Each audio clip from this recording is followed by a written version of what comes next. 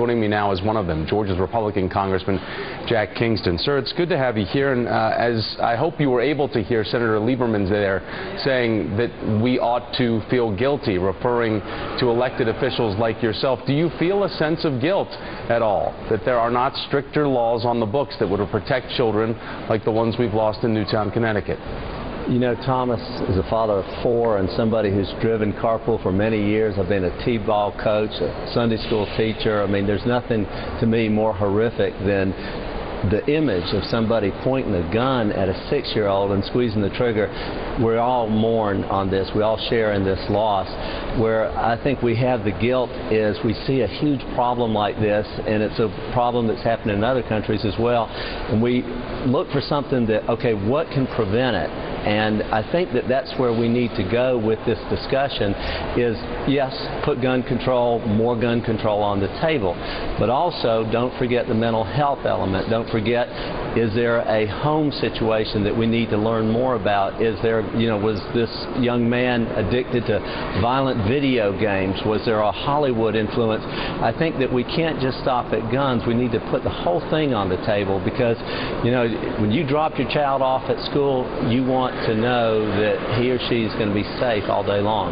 Sir, when you talk about the fact that you think more gun control may be a topic to debate right now, there are certainly a number of politicians who have been pro-gun rights in the past. They're now advocating for gun control, including Senator Joe Manchin, who fired a gun in this 2010 political ad. We're watching it right here.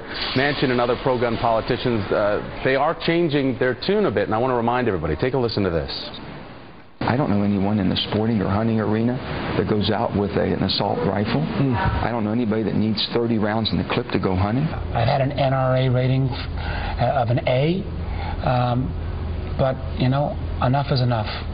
I'm father of 3 daughters, and this weekend they all said, Dad, you know, how can this go on?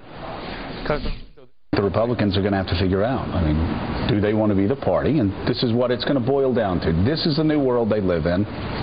Do they want to be seen 2 years from now, which they will, and 4 years from now, as the party of Glocks? Sir, today the New York Daily News cover has a picture of the Capitol, and it's covered in red with the title Blood on Your Hands. When you hear Joe Manchin and Joe Scarborough speaking out on this, that the status of the Republican Party could be that of the people that defend Glocks, are you worried about that image, and do you think that it is time, as you bring up, we need to talk about video games, violent video games, but and Hollywood as well, but is the ultimate glamorization of these guns the reinterpretation, the modern-day interpretation of the Second Amendment and the right to bear arms when that means that people have access to assault weapons?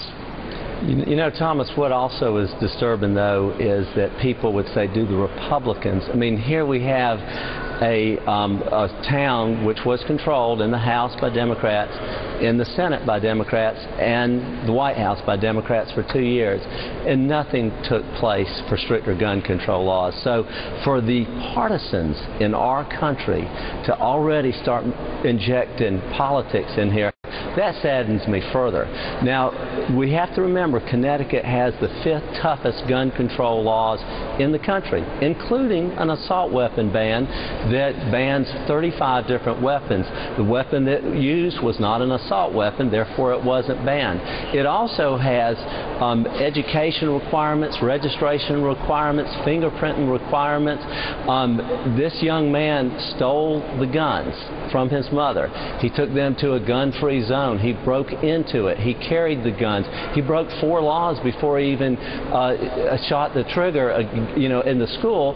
So we have to remember that while we jump up and down talking about assault weapons, this is a state that bans assault weapons. And I think we do a disservice to the solution when we turn it into politics, and that is what appears to be the case right now in Washington, D.C. But sir, politics have a huge influence in this, and as we look at what the NRA, which is a large lobbying group for gun manufacturers that is supported, they support you. You have an A rating from them, and you have voted yes on prohibiting liability for gun sellers and manufacturers, yes on decreasing waiting periods, taking waiting periods down from 72 hours to just 1 day. yes on a ban on gun registration and trigger lock laws in Washington, D.C. So how can you say that politics are not involved with this when we look at a voting record right there where the NRA gives you an A and allowing for people like an Adam Lanza to have access to the weapons that he had? Because as we say, his mother might have had them legally, but we cannot police what his mother is doing inside that house to keep Lanza away from those weapons. Yes, and none of the policy issues which you just ticked off would have prevented Adam Lanza from doing this. And it is very sad that we want to cloud the issue by making NRA the policy as opposed to Adam Lanza and what triggers this off. Think about Germany for a minute. Germany in the last 10 years has had 3 mass shootings, and they have the strictest gun control in the world, including psychological profiling. Norway, the same way. They had 69 people gunned down in 2011. Very strict gun control law. Czech Republic, next nearby Germany, has very lax gun control. They have not had this type shooting. Now, so there's nothing we can do. So we need to just be complacent in the fact that we can send our children to school to be assassinated. You know, I think that one of the problems we have on the gun control debate is it immediately starts dividing people into, you disagree with me, therefore you're the enemy. I've opened up by saying, let's put gun issues on the table for discussion. Let's include mental health. Let's put video games. Let's put home background in there. And I think where there is some common ground, you could say the storage of weapons. But when we immediately start saying, well, you want this, therefore you dislike children or whatever, it's not productive to the debate. And I want to point out, I've been in Congress for a long time. I can tell you gun control debates are very, very difficult, but they always get clouded in the politics of partisanship. And I don't mean Republican versus Democrat, because this splits party lines, but I mean as pro-gun, anti-gun. I think if we want to have a reasonable discussion and address this, we have to look at what happened in Germany with all the gun control laws. It didn't prevent anything. What happened in Connecticut, the 5th toughest gun control laws in the country, it did not prevent anything. So what I'm saying is you can't just stop at guns. You have to look at mental health. What about having a toll-free number for people who have somebody like an Adam Lanza in the house where there may be some red flags that they could say, I'm concerned that my son may have a tendency towards violence or insane acts. What do I do? And I think we can fund grants on that. We can work with local mayors and communities about it.